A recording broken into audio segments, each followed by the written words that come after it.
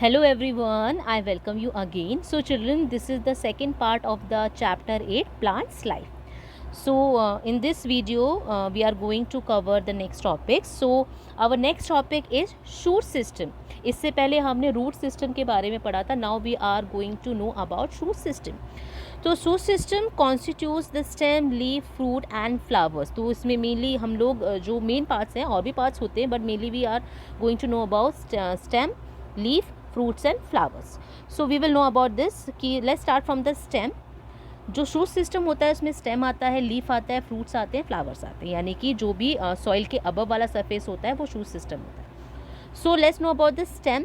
As I have already told you, stem is the backbone of the plant. The backbone of the shoot stem is the stem. Yes. The stem is green when the plant is young. It may grow woody and brown with time. Yes, आप जब भी देखते हो, जो भी हम कभी भी प्लांट को सॉ करते हैं, उसको ग्रो करते हैं, तब वो ग्रीन कलर का होता है, उसका जो स्टेम होती है. लेकिन जैसे जब वो यंग होता है, लेकिन जब वो प्लांट धीरे धीरे बड़ा होने लग जाता है तो वो it turns into brown colour. और जैसे जैसे वो स्टेम कन्वर्ट इनटू प्लांट, तो वो ट्रंक बन जाती है, वुडी हो जाती है और डार्क ब्राउन कलर की हो जाती है. So the stem grows vertically with the help of apical bud and laterally as the branches.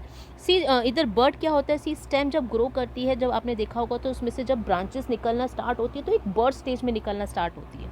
ठीक है, उसमें से अगर ब्रांचेस एकदम से तो नहीं निकलती, स्लोली स्लोली कुछ एक पार्ट अपीयर होता है, उसके बाद उसको हम बर्ड स्टेज कहते हैं. तो अपीयर होता है vertically with the help of the apical bud start हो जाती है, फिर उसमें से ब्रांचेस निकलना, लेटरली ब्रांचेस निकलना स्टार्ट हो जाती है with the help of the axillary bud और लेटरल बर्ड. तो एक्सिलरी बर्ड, लेटरल बर्ड क्या होती है, जब आप देखते हो जब ब्रांचेस अपीयर होना स्टार्ट होती है, स्टेम में से एक ब्रांच निकलना स्टार्ट हो रही है, तो पहले वो एक बर्ड स्टेज में स्टार्ट होगी, फिर उस ब्रांचेस में से भी कुछ और जो है ऑक्सिलरी बर्ड्स निकलना, यानी कि उस ब्रांचेस में से भी 1 2 3 4 ब्रांचेस निकलना स्टार्ट हो जाती हैं और ब्रांचेस. ठीक है, सो ब्रांचेस में से ब्रांचेस स्टार्ट निकलना शुरू हो जाती है, तो दैट आर कॉल्ड ऑक्सिलरी और laterally buds. So what are the function of the stem. Main function क्या होता है, मेन फंक्शन होता है स्टेम का to give support to most of the plant part, जैसे flowers, leaves, fruits, bud and its branches. Second, stem transports water and nutrients to the different part of the plant body. जैसे हमारी body में जो हमारा blood होता है, हमारे blood क्या करता है, पूरी ऑक्सीजन की सप्लाई करता है हमारी पूरी बॉडी में. ठीक है, उसी तरीके से यहाँ पे जो स्टेम है, यहाँ पे ये क्या वर्क कर रही है, ये ट्रांसपोर्ट कर रही है वाटर और nutrients to the different parts of the plant body. Stem को हम बैकबोन भी कहते हैं. जैसे हम बिना बैकबोन के स्ट्रेट खड़े नहीं हो सकते, उसी तरह प्लांट भी बिना स्टेम के ऊपर की तरफ नहीं बढ़ सकता, स्ट्रेट नहीं बढ़ सकता. Then we have the modification of stem. बहुत सारे फंक्शन होते हैं स्टेम के. ठीक है, सिर्फ ये सपोर्ट देने के काम में नहीं आता स्टेम के और भी बहुत सारे फंक्शन होते हैं. जैसे फर्स्ट वन इज स्टोरेज. तो वी हैव सम एग्जांपल जैसे ginger, garlic, onion and potato. They are some examples that develop underground fleshy stem. Yes, see children, जो भी यहाँ पे एग्जांपल हैं जैसे गार्लिक, ऑनियन, ये जिंजर होते हैं, पोटैटो होते हैं, ये these are the part of ये स्टेम होते हैं. Actually we already studied about कि different parts of the plant those we eat. तो हमारे पास तो ये जो गार्लिक, जिंजर, अनियंस और ये पोटैटो है, इसमें जो ये स्टेम का पार्ट होता है, ये स्टेम क्या होती है, अंडरग्राउंड होती है. तो ये आपने देखा होगा जिंजर, गार्लिक, ठीक है, जो अनियन है, ये पोटैटो, सब अंडरग्राउंड लगते हैं. तो ये इट्स अ अंडरग्राउंड स्टेम होती है जो क्या करती है, for storage of food. Cactus and some other succulent plants. Succulent plants वही होते हैं जो फ्लैशी होते हैं, जो अपना जो प्लांट वाटर को स्टोर करते हैं to sustain water loss and heat during extreme weather condition. तो कैक्टस आप जानते होंगे, कैक्टस मोस्टली डेजर्ट एरियाज़ में भी सर्वाइव कर सकता है, क्योंकि कैक्टस ऐसा प्लांट्स होते हैं जो उनकी जो लीव्स होती है बहुत ज़्यादा फ्लैशी होती है. क्योंकि फ्लैशी क्यों होती है, क्योंकि उसमें बहुत ज़्यादा पानी स्टोर्ड रहता है, न्यूट्रिशन स्टोर्ड रहते हैं. ठीक है, क्योंकि इनको पता है कि जो उनका वाटर लेज, क्योंकि डेजर्ट में बहुत ज़्यादा हीट होती है, बहुत ज़्यादा टेम्परेचर होता है, जिसकी वजह से इनका जो लॉस ऑफ वाटर भी बहुत ज़्यादा रहता है. तो ये इनकी जो स्टेम होती है, जो फ्लैशी स्टेम होती है, ये इनको इस अनफेवरेबल कंडीशन में, इस वेदर में इनको न्यूट्रिशन और इनको वाटर प्रोवाइड करती है. Second is reproduction. Yes, reproduction कैसे हेल्प करता है. रिप्रोडक्शन हम लोग ने पहले भी पढ़ा हुआ है पहली क्लासेस में कि रिप्रोडक्शन सिर्फ सीड से नहीं होता है.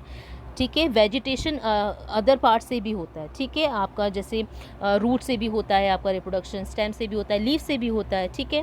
सो स्टेम भी बहुत ज़्यादा इंपॉर्टेंट रोल है रिप्रोडक्शन में। जैसे कुछ प्लांट्स होते हैं, अगर हम उनको कट करके लगा दें उनका, ठीक है, from the main plant and उसको प्लांट कर दें तो वो दोबारा से न्यू प्लांट में कन्वर्ट हो जाते हैं, जैसे रोज़। तो this method to grow plants is called stem cutting technique. Stem cutting technique क्या होती है? जैसे रोज़ होते हैं, रोज़ की अगर स्टेम को कट करके अगर हम उसको सॉइल में ग्रो कर दें तो that plant also we will, जो हो प्लांट होगा, we will get a new one. So the stem cutting technique से कहते हैं, इसको कॉमनली हम लोग यूज़ की जाता है जैसे रोज़ में, हिबिस्कस में, जैस्मिन। हिबिस्कस क्या होता है? एक रेड कलर का जो फ्लावर होता है जिसको हम गुड़ैल का पेड़ कहते हैं, जिसमें रेड कलर के फ्लावर्स लगते हैं। जैस्मिन आपको पता ही है। So stem such as potato and ginger can also give rise to new plant from their buds and thus help in reproduction, ठीक है। So understand this point. Third is production of food. The stem of cactus is green in color and has chlorophyll. That we know, the green color present in the stem or leaf, that is chlorophyll.